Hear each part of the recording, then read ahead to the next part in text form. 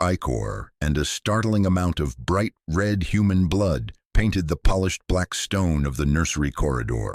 Elena wiped a smear of it from her cheek, her chest heaving with ragged, wet breaths.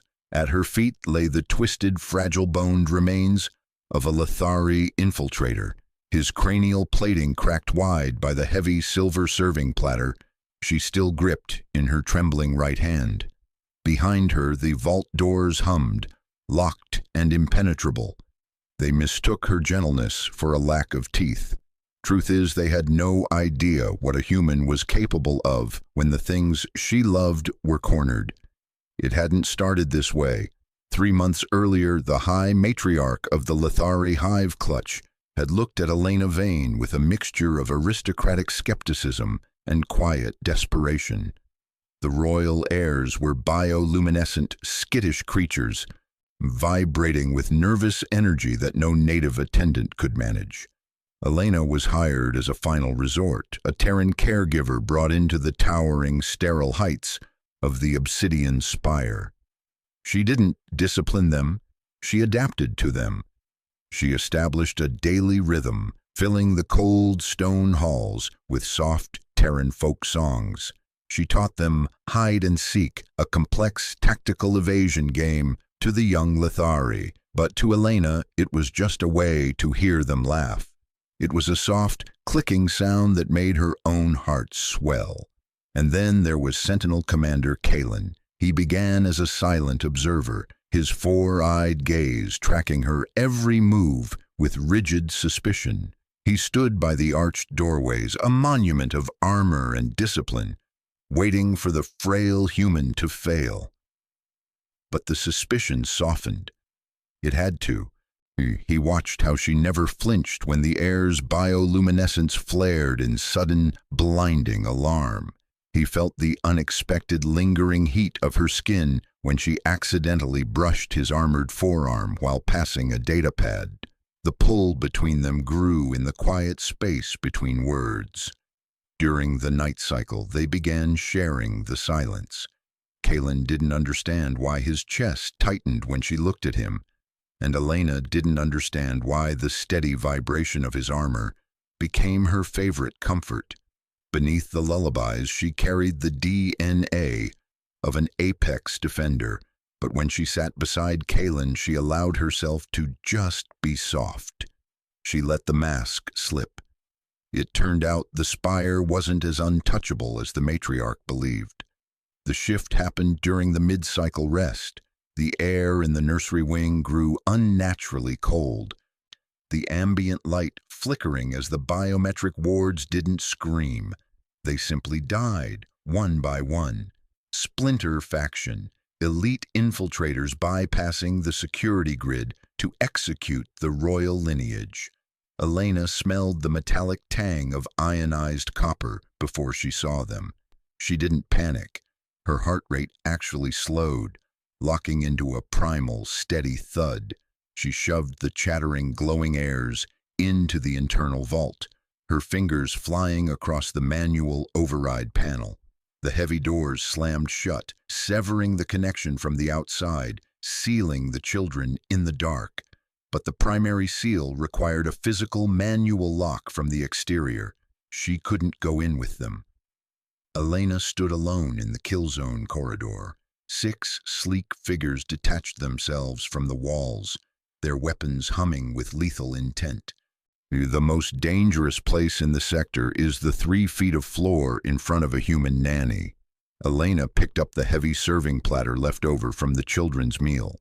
She rolled her shoulders, the soft, patient smile of the caregiver melting away. The lead infiltrator lunged. A blurred strike of synthetic fiber and hardened bone cracked across Elena's jaw. She hit the floor hard. The metallic taste of human blood flooded her mouth. The civilized domesticity she wore, like a comfortable coat, shattered instantly. The primal survival instinct underneath broke loose. She didn't scream. She didn't hesitate. She drove a heel into the attacker's knee. A sickening snap echoed in the corridor. Lithari bones were built for agility, not for the blunt force of a gravity-heavy world. She came up swinging the silver platter. The heavy metal caught the second infiltrator across the cranial ridge. He folded, limbs jerking uncontrollably. The third tried to flank. Elena used the narrow archway, pinning him against the black stone wall and driving the edge of the tray into his throat. They were fast, but they were brittle. She was slower, but she was incredibly dense. Every hit landed carried the weight of desperate, calculated violence. 2 left. 1 raised a pulse rifle. Elena hurled the ruined platter. It shattered his wrist. The weapon clattered to the floor. She didn't stop moving. The final assassin charged, drawing a kinetic blade. She slipped inside his guard, grabbed the dropped pulse rifle by the barrel, and swung it like a club. The heavy stock connected with his chest plate, caving it in. The quiet hall was suddenly very still, save for the ragged, wet sound of a human breathing. The heavy blast doors at the end of the wing hissed open. Commander Kalin poured into the corridor with a dozen heavily armed sentinels. They froze. The scene defied all combat logic. Blue ichor coated the walls, pooling around the broken forms of elite killers, and at the center of the carnage stood the human. She leaned against the vault door, clothes torn, knuckles split and bleeding. She looked small, but she looked immovable. Kalin's hearts hammered a frantic rhythm against his ribs.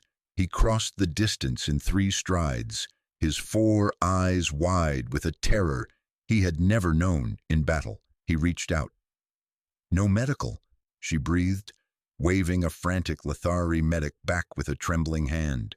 "Not until the children are clear." She swayed, her shoulder firmly pinned to the vault's primary seal. "Well, you do not cross the line when the innocent are behind it. That is the rule." Kalin looked from the disarticulated bodies on the floor to the bruised, exhausted woman who had sung soft lullabies just hours before. He understood then. The protective mask of humanity was exactly that, a mask worn for everyone else's comfort.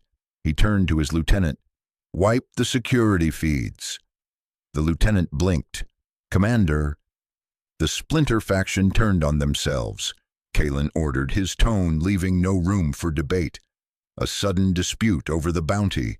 The caregiver was trapped behind the secondary blast doors during the infighting. He looked back at Elena, stepping close. His armored hand hovered gently over her bruised cheek, just close enough to feel the radiating heat of her skin. She leaned into the warmth of his palm, her breathing finally slowing. The matriarch would agree with the falsified report. They would rewrite the logs without hesitation. Truth is, the rest of the sector wasn't ready to know what a Terran caregiver did in the dark to protect the vulnerable.